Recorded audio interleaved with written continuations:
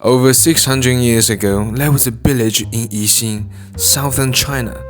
People made pottery wares and farmed for a living. Life wasn't rich, but it was peaceful and serene.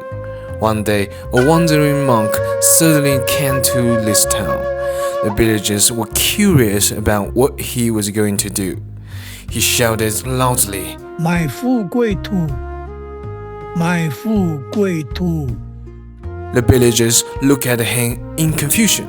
Seeing no one responded, he let out a laugh and said, 贵不与买，买富如何？ Then he walked towards the mountain. Some curious elders in the village followed him to see what was going on.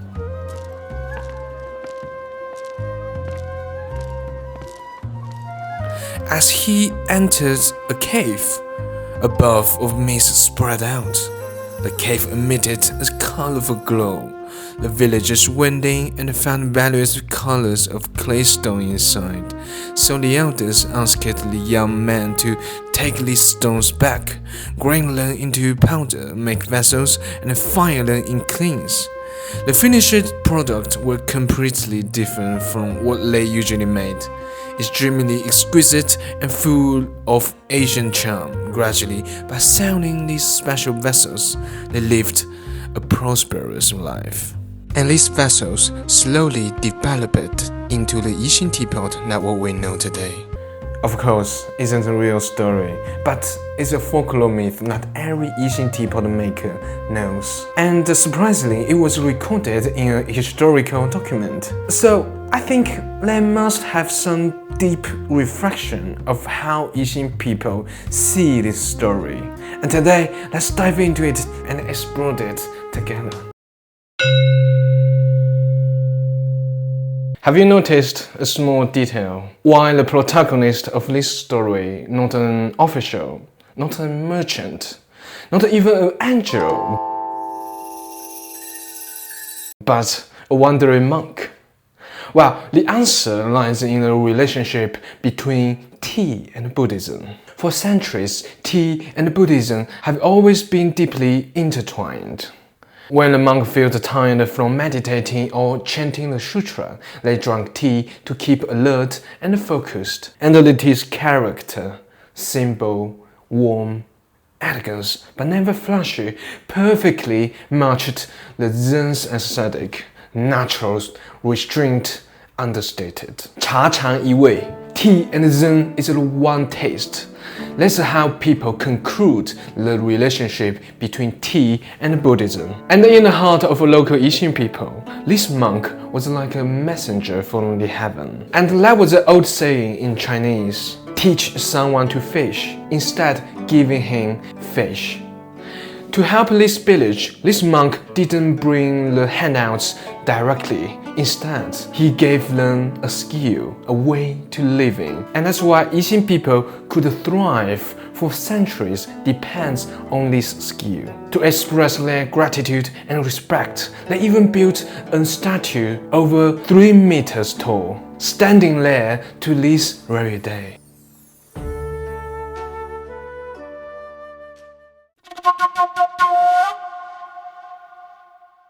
Let's return to a more fundamental question. Why the ancient people recorded this story into the historical document? Or maybe ask in another way, why Yixing potters need this story so much? Well, in China, every Asian craft needs an origin story. Where did your skill come from? What kind of a spirit behind that skill? These things need an explanation. And this legend perfectly solved that problem. It tells everyone that Yixing clay isn't just ordinary mud. It's the fortune and honor soil poured out by a monk, a gift from heaven. It not only brings wealth, but also carries the compassion and wisdom of Buddhism. With this story, Yixing teapot is no longer just a teaware. It has roots and it has a soul. And how did these colorful clay stones make the entire village rich? Well, that's an old saying that every Yixing people knows.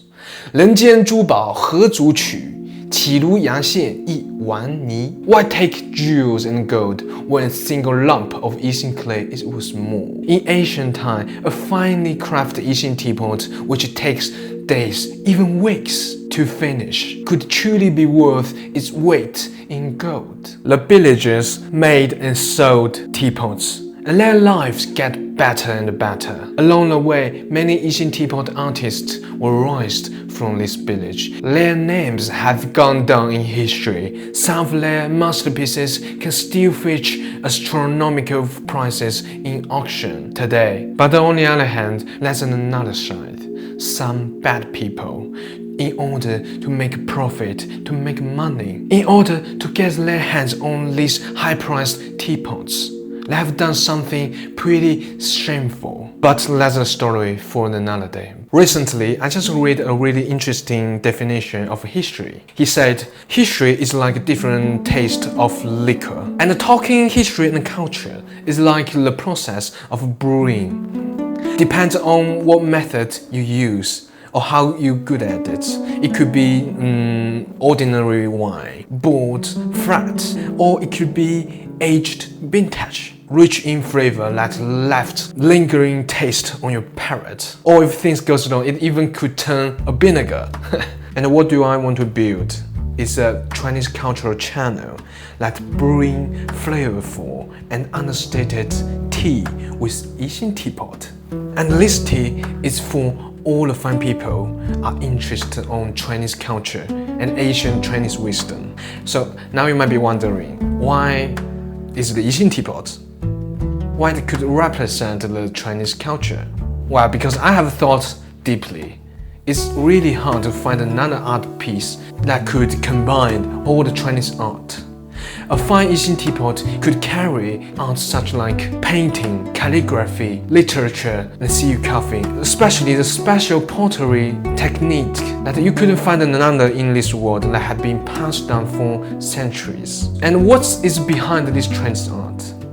It's the Asian Chinese wisdom, the philosophy. So what do I want to do? All my purpose over here is to help the people that are interested on Chinese culture and are eager to explore the deep meaning of it. My name is Guangchen.